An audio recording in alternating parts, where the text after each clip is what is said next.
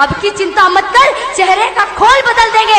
इतिहास की क्या हस्ती है, पूरा भूगोल बदल देंगे। धारा हर मोड़ बदल कर लाहौर से गुजरेगी गंगा, इस्लामाबाद की छाती पर लहराएगा भक्त।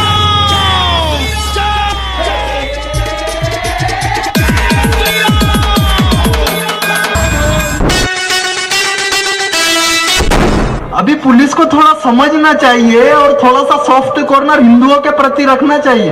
ये भगवे से चिढ़ो मत। इस भगवे ने दुनिया में जहां भी गया शांति पैदा करी है। जापान में गया वहां शांति है। ये भगवा चाइना में गया वहां भी शांति है। ये भगवा अमेरिका में गया वहां भी शांति है। लेकिन वो हरा रंग का पगड़ी जब जहां जहां गया है, अमेरिका में गया तो बम ब्लास्ट, रशिया में गया तो बम ब्लास्ट, जापान में गया, जापान वालों ने तो स्पष्ट बोल दिया कि हमारे देश में कदम नहीं रखेंगे। वो लांडा चाहे किसी भी देश का राष्ट्रपति हो, प्रधानमंत्री हो या कुछ भी हो, हमारे देश के अंदर कदम नहीं रखेगा। लेकिन हमारे यहां तो चाचा जी कोर्ट में गुलाब लगा के और वो बाबा डंडी लेके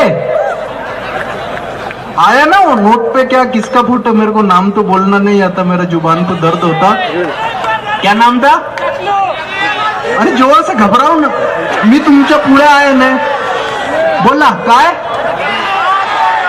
हाँ, वो बाबा बोले कि ईश्वर अल्लाह तेरो नाम, सबको सन्मति दे भगवान।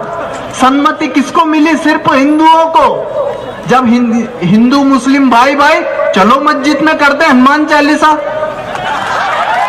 हिंदू मुस्लिम भाई भाई चल होली खेलते हैं, नहीं, वहां होली नहीं खेलेंगे, बोलेंगे हमारा इस्लाम खतरे में। एक को मैंने बोला कि भैया ये मुसलमान सुअर को क्यों नहीं छूते? एक मौलाना है मेरे शिष्य है, देखो मेरे मुस्लिम भी शिष्य है, कोई मुस्लिम महिला मेरी शिष्य और हिंदू बन गई, कई मुस्लिम मौलाना मेरे शिष्य बन के और हिंदू बन गए।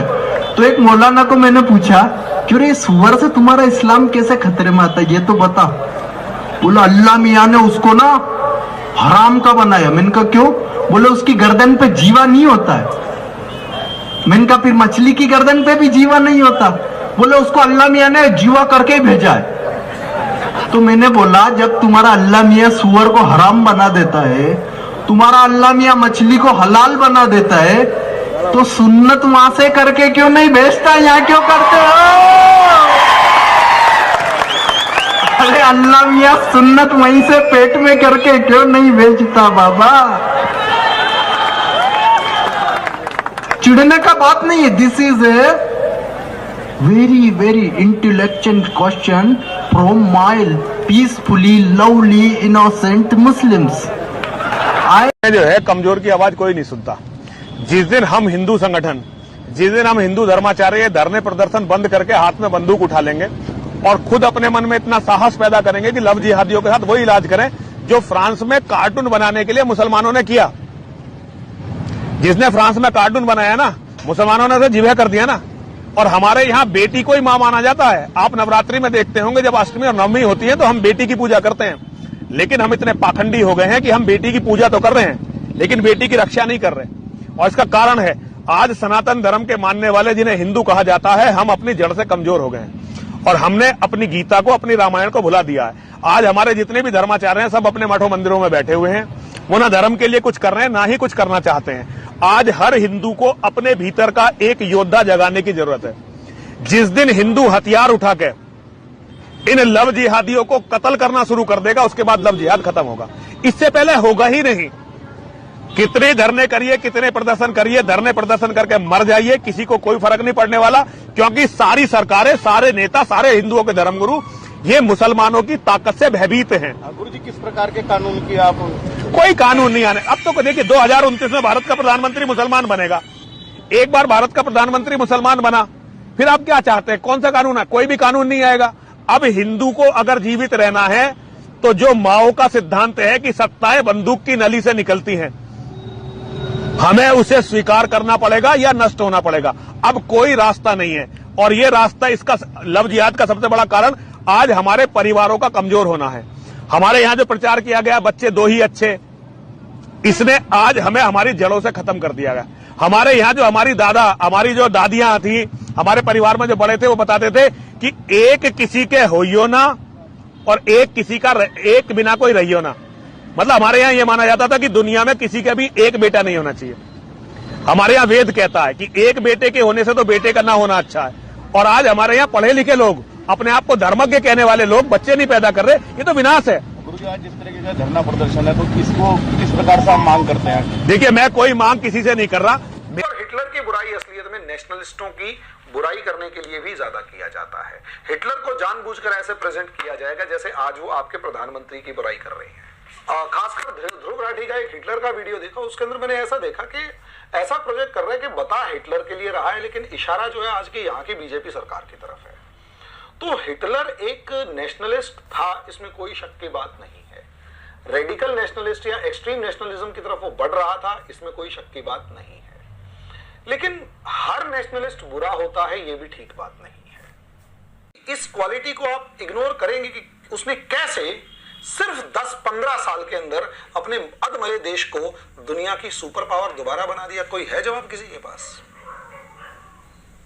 दुनिया की सुपर पावर बना दिया। और रही बात वर्ल्ड वॉर 2, अबे अनपढ़ सुन, वर्ल्ड वॉर 2 हिटलर से कम, और किताब पढ़ के देख लेना, ब्रिटेन फ्रांस की गलतियों की वजह से ज्यादा हुआ था। और दुनिया के जितने स्कॉलर्स हैं वो ये कहते हैं कि सेकेंड वर्ल्ड वॉर के बीज तो 1919 के अंदर जो ट्रीटी ऑफ पेरिस हुई थी ना, उसी में बीज बुए हुए थे।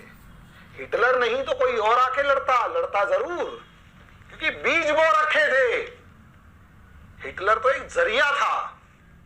और हिटलर का कंपैरिजन भारत की आज की सरकार से करने की तुम्हारी औकात नहीं है, और ये कड़वी सच्चाई है।